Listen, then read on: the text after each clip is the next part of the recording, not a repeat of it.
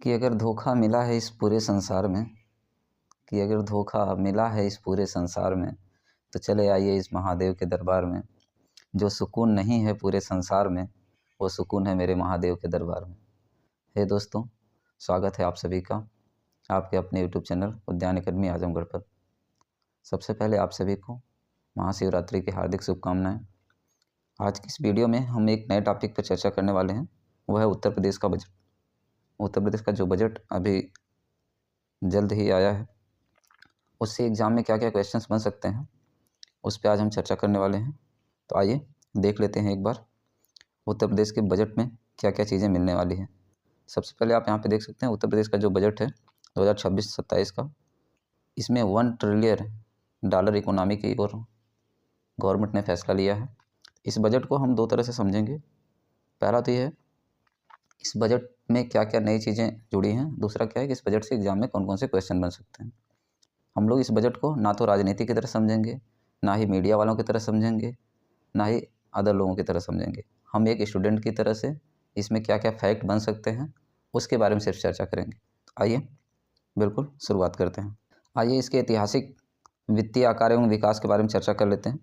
जो कुल बजट है उसमें कितनी धनराशि मिलेगी, तो यह है आपका टोटल 9,12,696.35 करोड़ रुपए का है। ध्यान रखिए 9,12,696.35 जो है करोड़ का है, इसको ध्यान रखिएगा।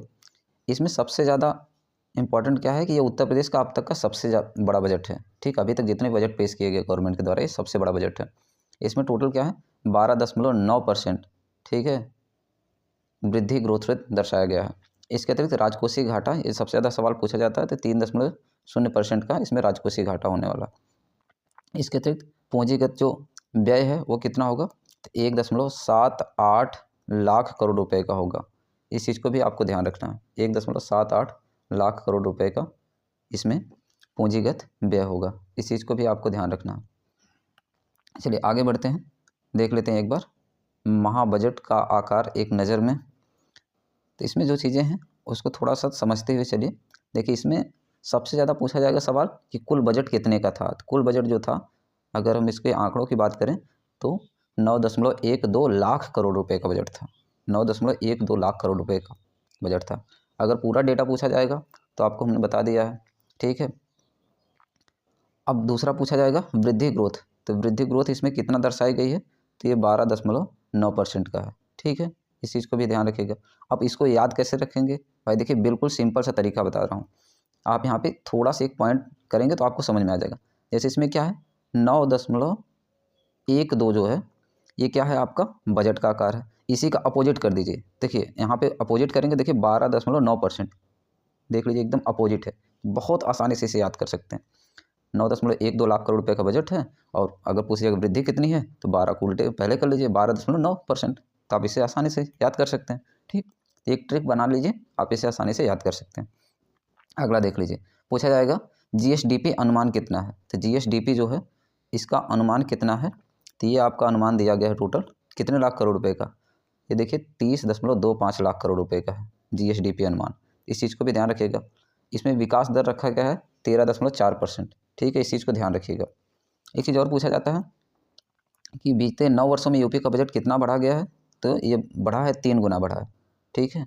और गवर्नमेंट का कहना है कि अभी हमने जनता पे इसका कोई भी अतिरिक्त टैक्स लगाया नहीं है, तो इस चीज़ को भी ध्यान रखिएगा। आगे इसके कुछ फैक्ट देख लेते हैं। मजबूत अर्थव्यवस्था की तरफ खुशहाल उत्तर प्रदेश। इसमें फिर से आप देखिए यहाँ पे एक डाटा दिया गया है। डेटा क्या दिया गया है आपका कि जीएसडीपी अनुमान जो है वो कितना है 30.25 लाख करोड़ रुपए का, और यहाँ वृद्धि दर कितनी दी गई है 13.4%। अगर आपको जीएसडीपी का फुल फॉर्म नहीं पता तो उसको बता दे रहे हैं। जीएसडीपी का फुल फॉर्म होता है grass state domestic product. Grass state domestic product, जिसे हम बोलते हैं सकल राज्य घरेलू उत्पाद। जैसे जीडीपी होता है ना, ग्रास डोमेस्टिक प्रोडक्ट, सकल घरेलू उत्पाद, वैसे जीएसडीपी होता है जो राज्य का बजट होता है उसको जीएसडीपी बोलते हैं। इसमें देखिए इस बजट में बताया गया है कि 2016-17 की तुलना में जो प्रति व्यक्ति आय हुई है वह 1,20,000 रुपये हो गई है, ठीक है। अब इसके अतिरिक्त बेरोजगारी दर आपसे पूछा जाता है, तो बेरोजगारी दर यहाँ पे कितना दर्शाया गया है, बेरोजगारी दर बताया गया है 2.24%। इसमें कहा गया कि बेरोजगारी दर में गिरावट आई है। इसके अतिरिक्त एक फैक्ट यहाँ पे ये भी दिया गया है 6 करोड़ लोग जो है वो गरीबी रेखा से बाहर आए हैं, ये भी डेटा को आपको ध्यान रखना है। आगे बढ़ते हैं कुछ नई चीज़ों के बारे में। बजट को कितने सेक्टर में बांटा गया है, बजट में क्या इंपॉर्टेंट बातें हैं उसको हम लोग यहाँ पे देख लेते हैं। आइए एक बार इसके सेक्टर के बारे में बात कर लेते हैं। बजट का जो सेक्टर है ध्यान रखिएगा, इसमें 19.5% किसको दिया गया है, पूंजीगत व्यय के लिए दिया गया है। इस चीज़ को भी ध्यान रखना। पूछा जाता है शिक्षा पर बजट कितना दिया गया है, तो अब की बार शिक्षा पर जो बजट आया है वो 12.4% है, जिससे भविष्य का निर्माण करने के लिए रखा गया है। कृषि पे कुल कितना बजट है, तो कृषि पे है 9.0%। अन्नदाता का सम्मान करके ये बजट जो है पेश किया गया था। अगला स्वास्थ्य पे है। स्वास्थ्य पे जो बजट है वो कुल कितना है, 6% है। आप यहाँ पे इस आंकड़े को देख सकते हैं। तो इस बजट में क्या मिला, युवा शक्ति रोजगार और कौशल विकास के अंतर्गत कुछ नए ऐलान किए गए हैं, जिसमें मिशन रोजगार के तहत 10 लाख नए रोजगार के अवसर मिलने वाले हैं। मोबाइल मैन्युफैक्चरिंग के क्षेत्र में यूपी जो है पूरे भारत का 65% उत्पादन अकेले कर रहा है। इसके अतिरिक्त सीएम युवा उद्यमी योजना के तहत 1000 करोड़ का ब्याज का प्रावधान रखा गया है। इसके अतिरिक्त डिजिटल सशक्तिकरण में जो आपका स्मार्टफोन और टैबलेट वितरण कार्यक्रम हो रहा है वो आगे कंटिन्यू होता रहेगा। इसके अतिरिक्त इंफ्रास्ट्रक्चर और कनेक्टिविटी के क्षेत्र में देख लेते हैं क्या क्या नए बदलाव किए गए हैं। इंफ्रास्ट्रक्चर के क्षेत्र में आप देख सकते हैं कि कुछ नई चीज़ें यहाँ पे डेवलप की जानी है, जिसमें कि सबसे पहला आपका दिया गया दिल्ली वाराणसी और वाराणसी सिलीगुड़ी कॉरिडोर की घोषणा की गई है। इसके अतिरिक्त विमानन क्षेत्र में जेवर इंटरनेशनल एयरपोर्ट को 750 करोड़ रुपए की लागत दी जाएगी और 5 रनवे का विस्तार किया जाएगा, जो एशिया का सबसे बड़ा एयरपोर्ट होने वाला है। इसके अतिरिक्त रोड और सड़क परिवहन के लिए गंगा एक्सप्रेसवे और बुंदेलखंड एक्सप्रेसवे को निरंतर फंड दिया जाना है। इसके अतिरिक्त मेट्रो में जो आपका लखनऊ और आगरा मेट्रो का विस्तार किया जाएगा, इसके लिए कुल बजट 19.5% का दिया जाना है। तो ये इंफ्रास्ट्रक्चर के मामले में इतने बजट आप याद रखने हैं। आगे बढ़ते हैं, नेक्स्ट कुछ अन्य आंकड़े देखते हैं। उद्योग और तकनीकी क्षेत्र में क्या क्या मिला है, तो इसमें ध्यान रखिएगा उद्योग और तकनीकी के क्षेत्र में भारत में सबसे ज़्यादा यूपी में मोबाइल मैन्युफैक्चरिंग का काम किया जा रहा है। इसलिए आपको ध्यान रखना है कि पूरे स्टेट में जैसे जितने भी भारत के राज्य हैं, सब राज्यों में उत्तर प्रदेश नंबर 1 पर है मोबाइल विनिर्माण क्षेत्र में, मोबाइल मैन्युफैक्चरिंग के मामले में। अकेले पूरे देश का 65% मोबाइल निर्माण अकेले यूपी में हो रहा है। ये आंकड़े प्रस्तुत किए गए हैं। इसके अतिरिक्त SCR जो स्टेट कैपिटल रीजन है उसके आसपास जो है कुछ डेवलपमेंट किए जाएंगे। बुंदेलखंड में कानपुर झांसी औद्योगिक कॉरिडोर के बारे में चर्चा ऑलरेडी हम लोग कर चुके हैं। पूर्वांचल में भी काशी मिर्ज़ापुर जोन विकसित किया जाएगा। स्टार्टअप रैंकिंग में भी उत्तर प्रदेश टॉप लीडर रहा है अब की बार, ठीक है। बजट में इसका भी प्रावधान किया गया है, तो आप इन सब आंकड़ों को एक बार अच्छे से पढ़ लीजिएगा। आगे बढ़ते हैं, डिजिटल यूपी AI मिशन का आगाज़ किया गया है। इसमें कुछ नए चीज़ें प्लान की गई हैं, जिसमें उत्तर प्रदेश AI मिशन पहली बार आया है, तो राज्य में AI मिशन की घोषणा की गई है। और इसके तहत ध्यान रखिएगा बजट जो कितना दिया गया है, 225 करोड़ रुपए का बजट दिया गया है। इस चीज़ को ध्यान रखिएगा। IT बजट कितना दिया गया है, 76% है, पिछले वर्ष की तुलना में बढ़ाया गया है। और लखनऊ जो है देश की पहली AI सिटी विकसित होने वाली है, ध्यान रखिएगा, ठीक है। तो इसको भी आपको ध्यान रखना है, AI सिटी होने वाली है लखनऊ। आगे बढ़ते हैं, विज्ञान के क्षेत्र में देखिए क्या क्या, और शिक्षा के क्षेत्र में इन्होंने क्या क्या काम किया है, इस चीज़ को भी हम लोग देख लेते हैं एक बार। तो ये देखिए यहाँ पे इन्होंने शिक्षा की नई नींव रखी है। इसमें 5 नए विश्वविद्यालय और हर जिले में मेडिकल कॉलेज का लक्ष्य रखा है। 5 विश्वविद्यालय कौन कौन से होने वाले हैं, पहला देखिए माँ विंध्यवासिनी राज्य विश्वविद्यालय, 50 करोड़ का बजट इसमें मिलने वाला है। दूसरा है गुरु जम्भेश्वर विश्वविद्यालय बनने वाला है, 50 करोड़ का बजट। इसके अतिरिक्त माँ विंध्यवासिनी राज्य विश्वविद्यालय, ये भी 50 करोड़ का जो है यहाँ पे बजट दिया गया है। माँ पाटेश्वरी राज्य विश्वविद्यालय, इसके लिए भी 50 करोड़ का बजट दिया गया। स्वामी सुखदेवानंद विश्वविद्यालय 21 करोड़ रुपये का बजट दिया गया है। इसके अतिरिक्त काशी नरेश विश्वविद्यालय 21 करोड़ का बजट दिया गया है। इस तरह से 5 जो है नए विश्वविद्यालय बनाने का लक्ष्य रखा गया। ये देखिए आपका डबल हो गया है, ठीक है। तो ये एक ही विश्वविद्यालय है आपका माँ विंध्यवासिनी राज्य विश्वविद्यालय, ठीक। तो 5 नए विश्वविद्यालय बनाए जाएंगे। इसके अतिरिक्त शिक्षा पे जो कुल बजट कितना है, तो आप देखिए शिक्षा का बजट जो है कुल 12.4% है। और इसी तरह से डिजिटल क्षेत्र में क्या दिया गया, इन्होंने 50 लाख टैबलेट स्मार्टफोन वितरण करने का इन्होंने टारगेट रखा है कि डिजिटल के लिए 50 लाख टैबलेट या स्मार्टफोन वितरण करेंगे। आगे बढ़ते हैं, मिशन रोजगार में युवाओं के लिए क्या क्या मिला है भाई, तो इसको देख लेते हैं एक बार।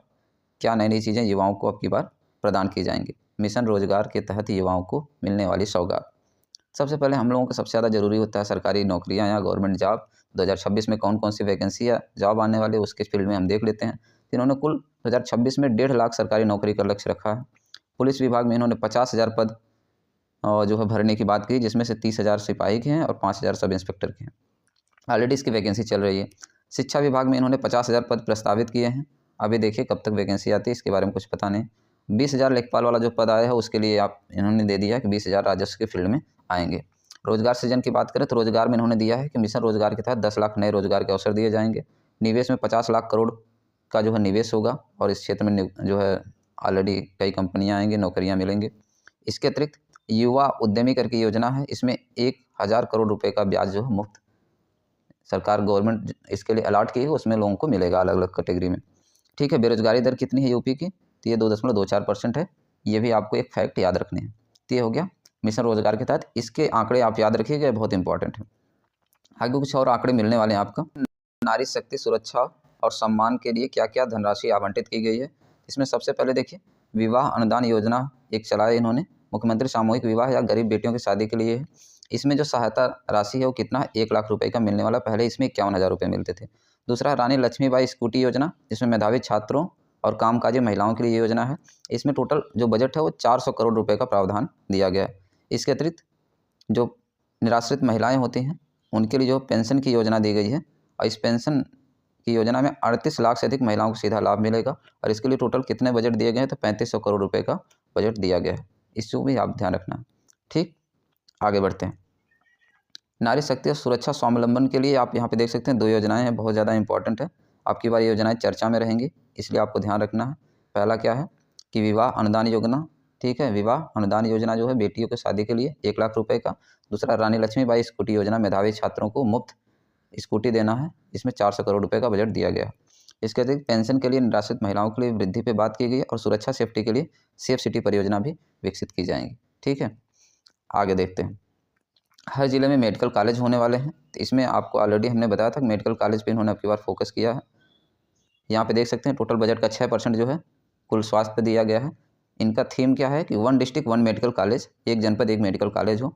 इसमें 14 नए मेडिकल कॉलेजों को जोड़ा जाएगा या निर्माण किया जाएगा, जिसमें 1023 करोड़ रुपए की जो है टोटल लागत आएगी। लखनऊ कैंसर संस्थान के लिए 315 करोड़ रुपए अलग से दिए गए हैं। असाध रोगों का मुफ्त इलाज के लिए 130 करोड़ रुपए अलग बजट का प्रावधान दिया गया है। आगे देख लेते हैं विरासत और विशिष्ट पहल में क्या क्या चीज़ें मिल रही हैं। तो इसमें देखिए इन्होंने एक नई पहल इसमें किया है, कुछ चीज़ों को ध्यान में रखते हुए। अब यहाँ पे कुछ चीज़ों को थोड़ा सा आपको समझना है। पहला क्या है कि एक जनपद एक व्यंजन के लिए ODOD इसका नाम रखा गया, 75 करोड़ रुपये दिया गया। धार्मिक पर्यटन और महाकुंभ जैसे चीज़ों को विकसित करने के लिए अयोध्या काशी मथुरा का विकास के लिए भी कई नई योजनाएं आएंगी। और इसके अतिरिक्त कुकैल नाइट सफारी लखनऊ में एक विकसित की जाएगी, कुकैल नाइट सफारी, जिसके लिए 207 करोड़ रुपए का बजट अलग से दिया गया है लखनऊ के लिए।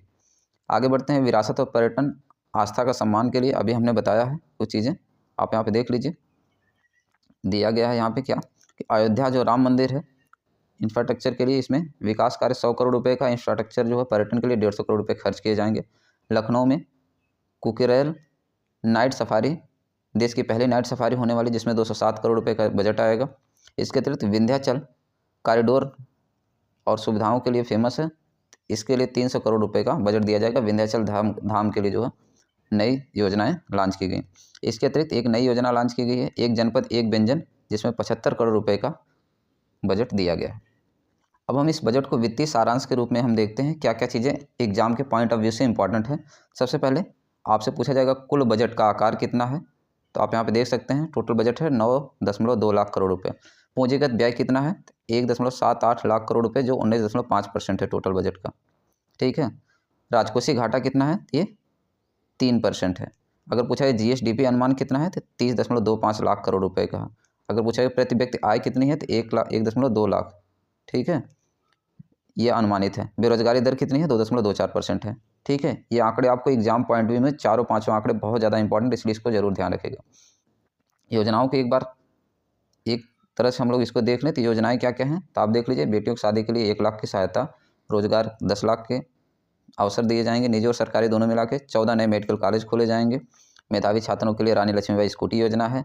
गन्ना किसानों के लिए जो है 30 क्विंटल वृद्धि की गई है, जिसमें गन्ना का जो SAP मूल्य दिया जाएगा। भविष्य में AI मिशन के लिए 225 करोड़ रुपए, ठीक है, खर्च किए जाएंगे।